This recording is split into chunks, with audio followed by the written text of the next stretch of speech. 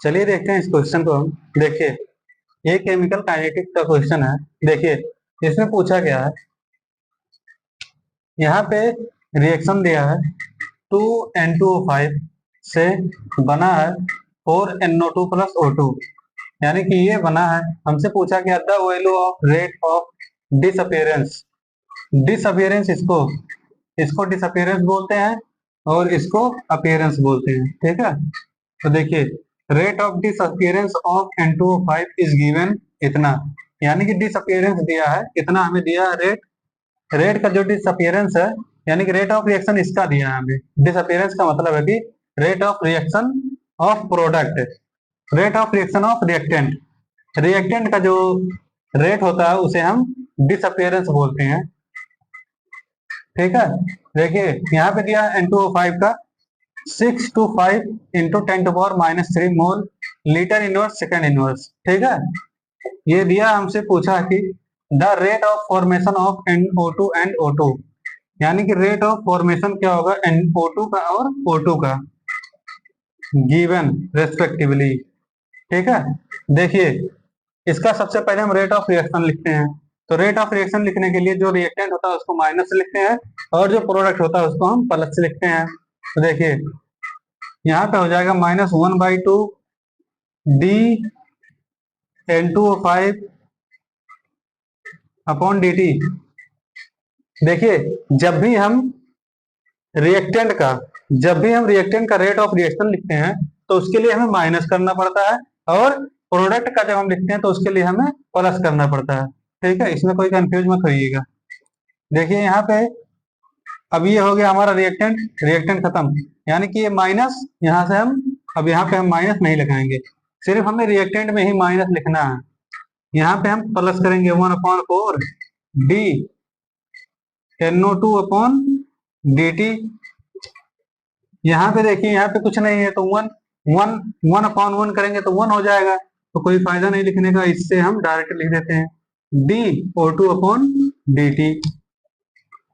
अब देखिए इसका रेट ऑफ रिएक्शन हमें दिया डिसअपियरेंस का, यानी कि इतने का दिया है इतना। ठीक है, तो पूछा हमसे NO2 और DO2 में। तो देखिए सबसे पहले इसको और इसको हम इक्वेट कर देते हैं। तो देखिए इससे क्या आएगा, 1/2 इंटू N2O5 अपॉन dt। देखिए -1, यहाँ पे जो माइनस है ये वाला, ये पूरा टर्म, इतना पूरा टर्म जो है ये यही होता है, माइनस के साथ इसकी वैल्यू आती है, तो हमें माइनस लिखने की जरूरत नहीं है। जो माइनस है इसी के साथ मिलके इतना वैल्यू देता है। ठीक है, तो यहाँ से हम करेंगे 6.25 इंटू 10⁻³ ये आ जाएगा 1/4 डी NO2 अपॉन dt। तो यहाँ से ये 2 से 2 गया और 2 इसमें मल्टीप्लाई हो जाएगा, तो 6 to 5 इंटू 10⁻³ इंटू 2, ये वाला 2 इसमें मल्टीप्लाई कर दिए, तो यहाँ से dNO2 अपॉन dt आ गया। यहाँ से इसमें देखिए, इसको यहाँ पे 2 है, 2 को हम इसमें मल्टीप्लाई कर दिए हैं, तो यहाँ से dNO2 अपॉन dt आ गया। अब इसको हम मल्टीप्लाई कर लेते हैं, तो देखिए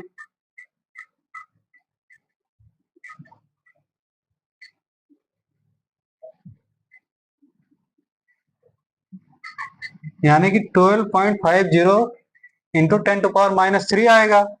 तो इस पॉइंट को अगर जो हम इधर ले आए, यानी कि 1.250 करें, तो यहाँ पे 10⁻² हो जाएगा। ठीक है, जब पॉइंट को हम इधर लाते हैं तो यहाँ प्लस में जा रहा है, जब प्लस में जाएगा तो यहाँ पे प्लस जोड़ेंगे, एक जोड़ेंगे तो -3 + 1 हो जाएगा 2, -2। ठीक है, तो यहाँ से आ जाएगा dNO2 अपॉन dt आ गया इतना, 1.25 इंटू 10⁻²। अब देखिए, अब हमसे O2 पूछा है,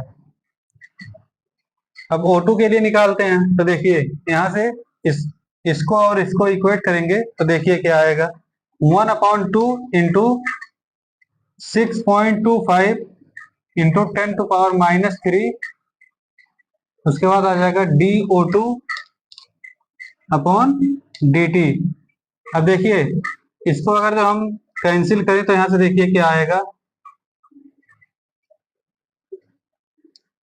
3125। ठीक है, तो यहां से आ जाएगा 3125 इंटू 10⁻³ DO2 अपॉन DT।